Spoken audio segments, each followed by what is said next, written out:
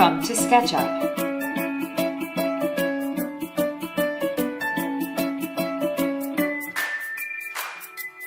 I'm Sherry Reitzel. Let's get started.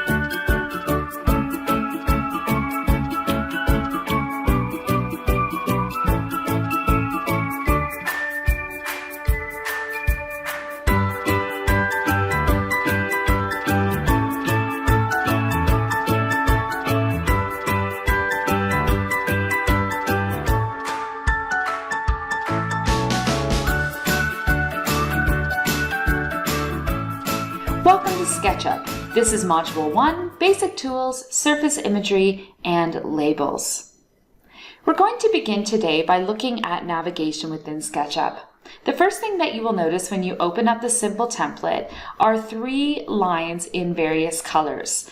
And if you have any background in AutoCAD or in other 3D modeling or rendering software, you will understand these best to be known as the X, Y, and Z axis. The red represents the x-axis, the green represents the y-axis, and the blue represents the z-axis. Keep this in mind later on when we begin to draw in SketchUp and need to understand where we are in space. I'm going to introduce you now to the navigation tools within SketchUp. If you go to the very top middle, I want you to sort of click on where it looks like there's a hand symbol. This is your pan command. Let's click, go down to our area, and click and hold our left mouse button to the left to navigate to the left. Click and hold to the right to move to the right. Click and hold up, click and hold down. Now practice clicking and releasing a few times to kind of take baby steps all over your drawing, and you'll notice that you can move and not zoom, but just pan around your drawing in order to see areas left, right, up, or down. To the right of the pan command, you will find the zoom button. This looks like a magnifying glass. If you click on that, that is launching the zoom real-time command.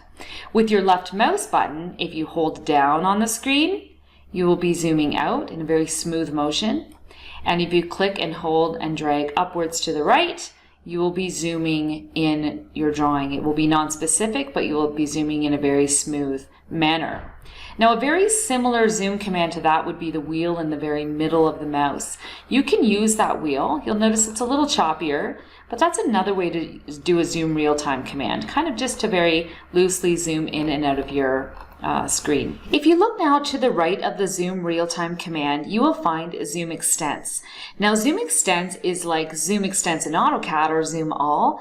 Zoom extents will find the boundaries of your drawings, the objects that are within that three-dimensional world or space, and it will zoom to the extents of that world. Now in our drawing right now, we just have a man on the screen. You might actually have a woman image on the screen. If I click the zoom extents button, it will find the edges and it will zoom to sort of the closest area around the object that we have, and it's a really quick and easy way to find that boundary or that edge on your drawing.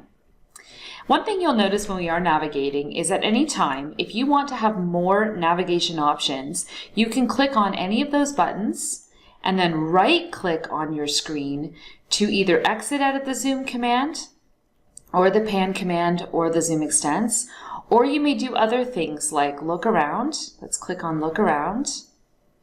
And it really gives you the sense that you're literally just turning your head. Or you could right click again and you could begin to walk. This involves just holding down your left mouse button a little and moving more slowly. You'll see that it gives you a walking motion. Okay. You may also do something called zoom window. Now when you get into detailed modeling work, zoom window for me is just one of the most critical navigation commands. It allows me to get very, very tight into an area that I'm working on in great detail, and trust me, it helps the eyes. So if you find you're leaning in too closely to your screen, make sure that you start to use zoom window a little bit. What I'm going to do is I'm going to use my wheel to zoom out a little. I'm going to pan to the left. I'm going to pan and use my wheel, and then I'm going to click on the zoom real-time button, right click on the screen, and go to zoom window. Now when I'm doing a zoom window, I need to find where I want the window to begin, and I have to end where I want it to end, and I do this by holding down the left mouse button. So I am dragging a window around the character's face, and then release. And that's how you get in closely to an area. I want you to try that one more time. I'm going to zoom out with my wheel, pan over just a little, right click on my screen to launch any of the additional navigation tools. Click on zoom window, find an area that I click, hold drag, and create a window around a specific area. The final navigation tool is the orbiting command. Now this is difficult for those who aren't used to working in a three-dimensional environment, but it's absolutely handy and crucial to working in a three-dimensional environment.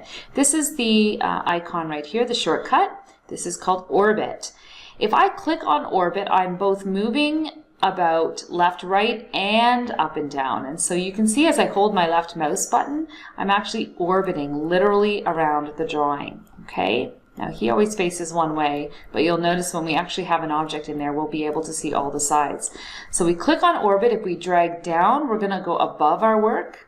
We could go above and left, and I'm just holding my left mouse and dragging. I could release, and then hold my left mouse and go that direction, and hold and go around in that way.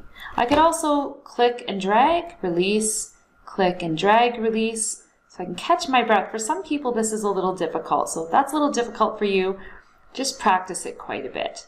What I want everyone to do is I want you to get your screen as a little exercise to a position with pan, zoom, and orbit so that you're out a little bit of a distance from the XYZ axis. I'd like you to have your blue axis looking quite vertical. And I would like you to get into that position and then press pause.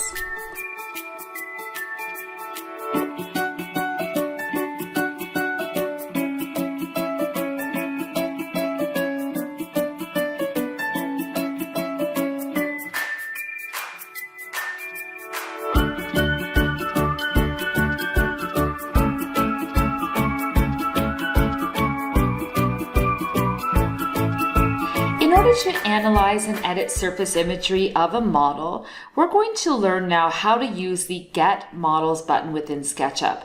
This is a worldwide database of models that people have created that you are able to upload to and share, so sort of a take and receive site. The button for this 3D warehouse or the Get Models area is as I'm showing you right here. So you will need to have a secure internet connection to do this, or a good internet connection. Let's click there. And this will bring us to the 3D warehouse.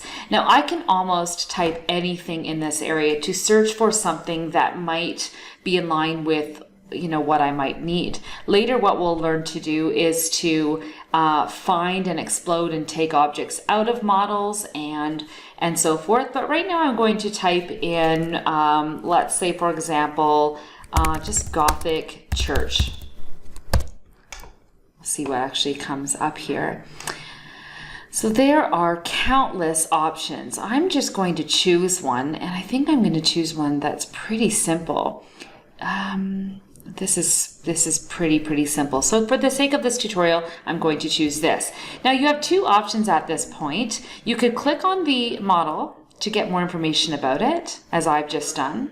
And you could look at how large it is, sort of the file size, how many materials are being used and so forth, who it belongs to, and then you could download. Or, and I'll go back right now using the back button, or you could go directly to the download button, which is located right here. Okay, so again, I could click on the image to find out more information, or I could click on the download button. I'm going to go ahead and click on the download button, and you will get a message that says, would you like to load this directly into your SketchUp model? And I, of course, am going to say yes. And there it is. Now, if I can practice my navigation tools, I can actually look all the way around the model and see all of the items and the surfaces and the surface texture. So check out your model, look underneath it, and look above it, and look around it. You'll notice when you're examining this model, it seems to be in a blue box that is called a group or component. You can see this if you click once only on the object. Be careful not to double click. Double clicking will be a different command that we'll learn in a moment. And while you are working on an object that is within one of these blue boxes or a component or group, you're still able to move the object or copy and paste the object. You're able to rotate or scale the object, but what you're not able to do is to modify the surface material at this stage. So there are two ways to edit the surface material, but first you need to get inside of that box, that protective component piece that you see. Again, for CAD users, this would be very much like a block.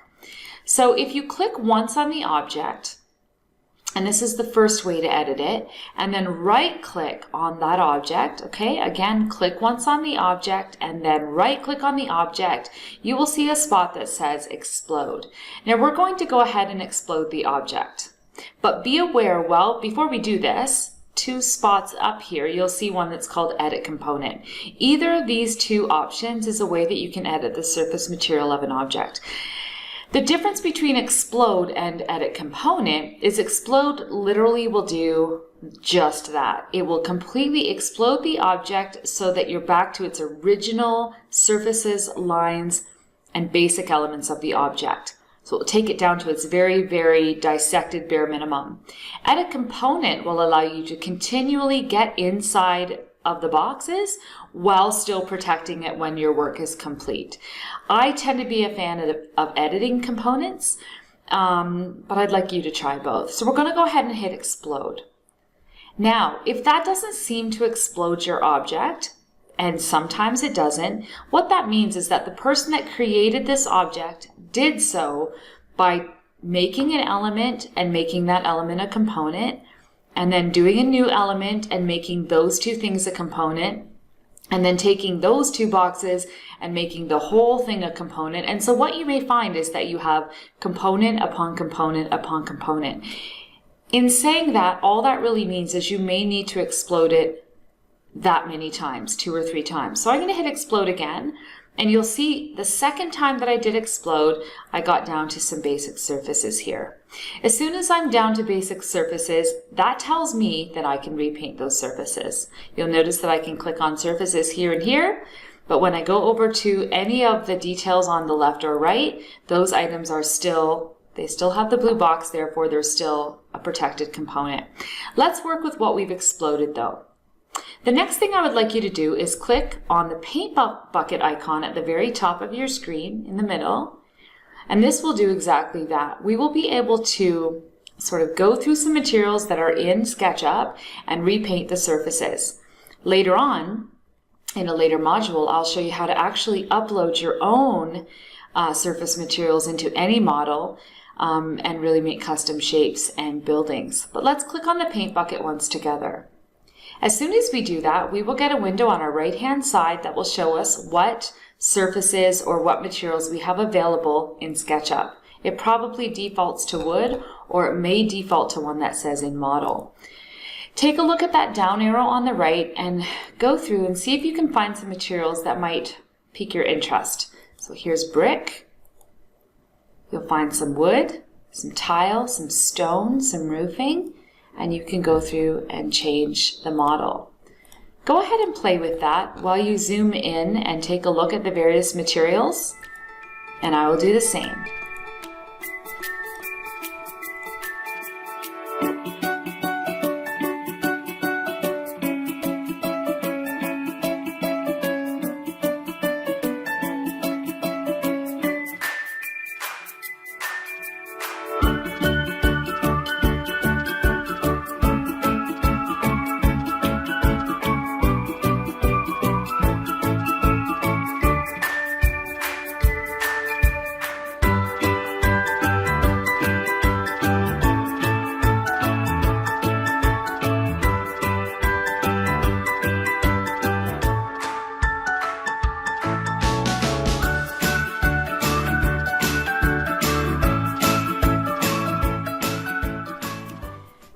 thing that we'll be doing today is we'll be adding labels or text to our drawing.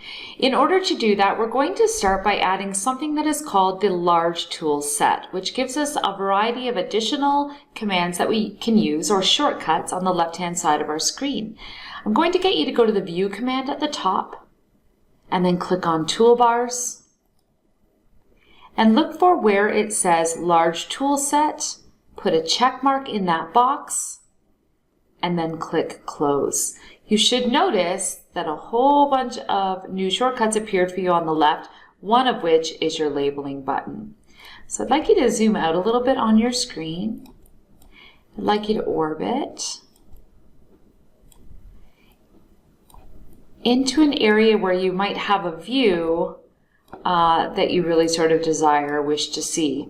Now what we're going to do is we're going to click on this text box, or this text area, and don't confuse it with the 3D text, which we'll be learning later. This is a labeling text. We're going to click there, and then we're going to click and hold our left mouse button in order to place the location of text. Okay, I'm going to do that one more time by hitting Control Z. I'm going to undo that. Click on the text label button. Point at something, click and hold, and release. This gives me an opportunity to type what I wish to type here. So I'm just going to say, this lesson is amazing. And hit enter, and hit enter again. So we're going to hit enter twice when we want to get out of that command. Let's do another one. Click and hold, release.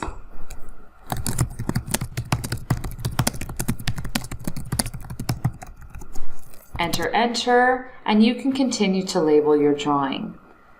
Well, that will be the final thing we learn for today, so my suggestion is to save this file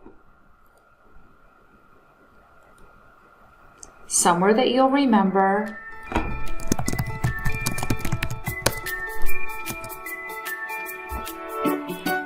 and continue to label your drawing.